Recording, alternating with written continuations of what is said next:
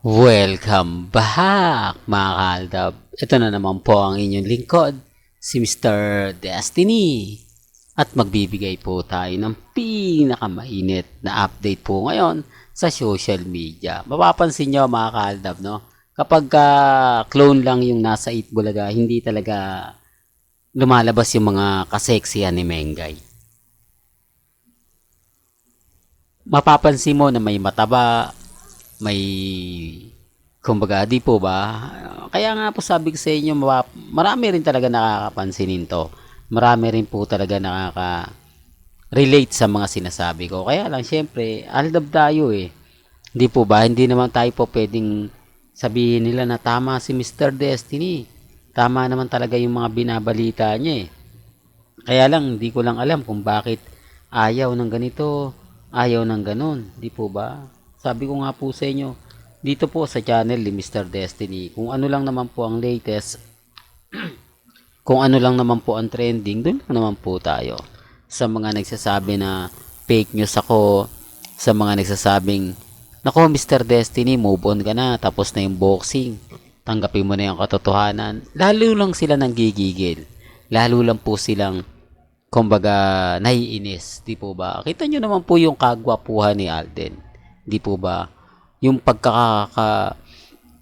pag-aalaga sa kanya. Kasi kung titignan nyo naman mukha ni Congressman, di po ba? Talagang masasabi mong yung edad, di po ba? Na talagang mas matanda na. Sa bagay mga kalab, sabi ko nga po sa inyo, may mga punto nga po talaga na masasabi mo na parang ganito, parang kulang na kulang sa alaga, parang hindi ata masyado ganito. Yung maraming mga katanungan.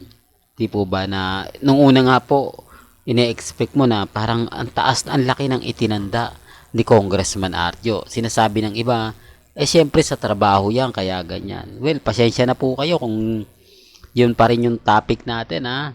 Yung mukha pa kasi pinag-uusapan eh, di po ba? Yung pag-aalaga, di po ba? O kung si Ibiang nag-aalaga noon, nai-stress siguro siya dahil sa, di po ba? Pero kahit na sinabi ko, iba po talaga yung may edad. Kaya nga po sinasabing konti lang daw po ang diferensya. Huwag po kayong maniniwala.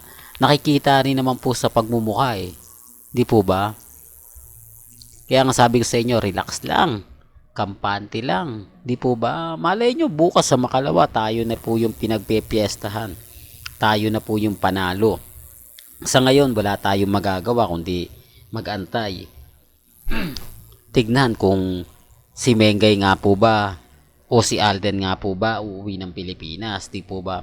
Malalaman nyo naman po yan eh. Siyempre yung iba pinapangunahan na para wala na tayong maibigay na update. Sasabihin na nila na hindi, pauwi na si Alden. Di po ba? Although yung mga Alden fanatics magbibigay ng mga update.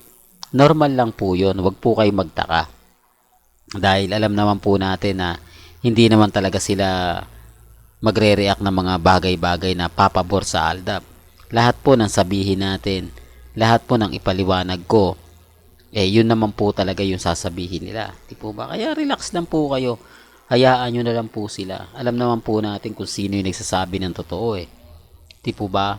Alam naman po natin kung sino yung nagsasabi ng fake news. Kasi kahit naman po anong gawin nila, kahit ipagdiinan nila yan, wala pa rin maniniwala po sa kanila. Hindi naman po kasi nagpaparamdam. At never naman po nagparamdam.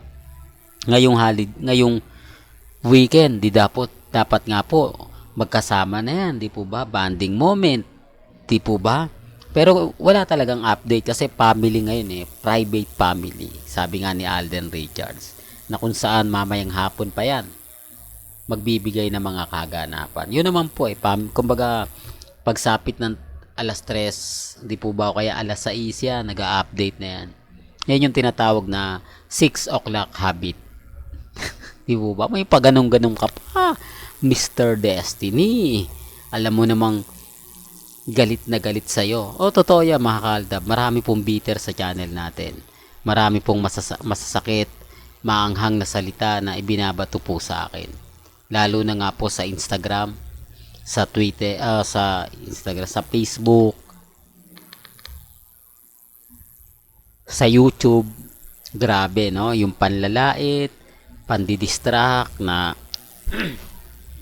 Paasa Channel, hindi po ba? Halos lahat naman po sinasabi nila sa atin yan.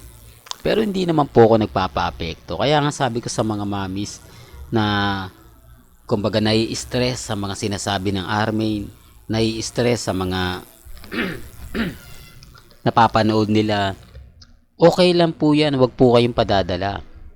Kasi normal lang po na magpo-post si Mengay ng mga Coldplay, di po ba? Para lang masabi na naandun sila. Para lang masabi na nanood sila. Di po ba? Hindi nyo alam yung mga nangyayari at nagaganap. Kaya nga po nasabi natin, si Mengay hindi naman po talaga umuuwi ng Bulacan, ng Quezon City. Nasa Bulacan lang yan. Di po ba? Samantalang dapat mag-asawa na sila. Kaya nga po pag sinabi nila na 5 years pa raw po na magkakaroon ng anak, wag po kayong maniniwala. Imposible na po yun. Yun po yung taktika para hindi po ma-pressure sina Mengay at si Congressman Arjo. Parang hindi ma-pressure yung Sarsuela. Para lang masabi na ganito ganyan. Kita nyo nag-guest si Maa sa Eat Bulaga, di po ba ng Sabado? Pero may nakita po ba kayo? May update po ba kayo na nagparamdam man lang sa baby shower? Hindi, para lang klaro. Siguro yung mga nakapanood nito, alam po yung sasagot nila. Sa mga comments sa Facebook, alam po nila. Sabi ko nga po sa inyo, ako magiging dami po ninyo.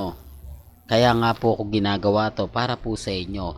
Kapag unang binanata ng Aldab, ako una po nasasaktan. Ako una po yung apektado kasi ako po yung nakakabasa. Kasi ang sinasabi ko, pag nabasa to ng mga mamis, napanood to ng mga titas, mga senyor, alam ko magre-react sila. Alam ko hindi nila kakayanin. Alam ko maiinis sila. Sasabihin nila, ayaw pa kasi nilang umamin para matapos na. Ayaw na lang nilang ganto ganyan. Di po ba?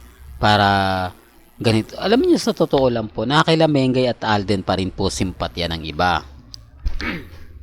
Kasi kung titignan nyo, may mali na, di po ba? Yung mga update lang ni Mengay Tapos wala naman pong ganap sa Eat Bulaga. Doon pa lang, marami na nakakapansin. Di po ba? Remind ko lang sa mga dumadaan at sa bumibisita. May mga pagkakataon na mapapaisip naman kayo. Sinasabi ko lang po ito para lang po sa kaalaman ng lahat. Na sino nga po ba talaga ang totoong mas bagay? Sino nga po ba talaga ang maraming nagko-komento? Di po ba? Sa Facebook ko nga po mga kalab, sinasabi nila na hindi naman talaga bagay si Congressman at si Maine. Totoo naman po yun.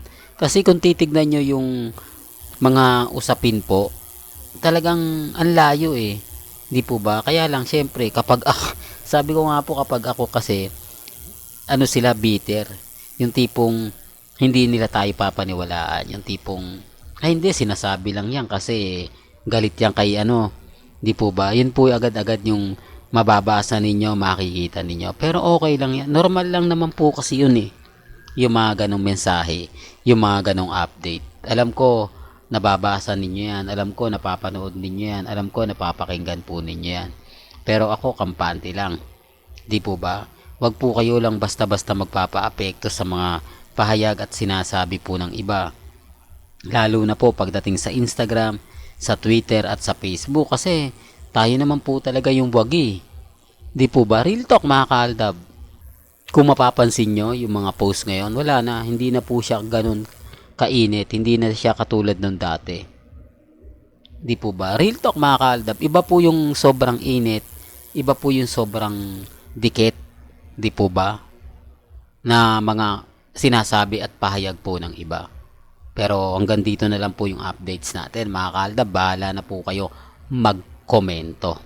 Kaya kung bago ka lang sa channel na to, at isa kang true-blooded Aldab Nation na nagmamahal po kila Mengay at Isoy, tama po ang channel na pinuntahan mo, kaya consider na po kitang bagong subscriber. At huwag mong kalimutang i-share ang mga video po natin sa mga mami, sa mga titas, at sa mga senyor. At kung gusto nyo pa po ng pinaka-latest, ay lagi lang po kayong tututok at magsasubscribe dito po sa channel ni Mr. Destiny.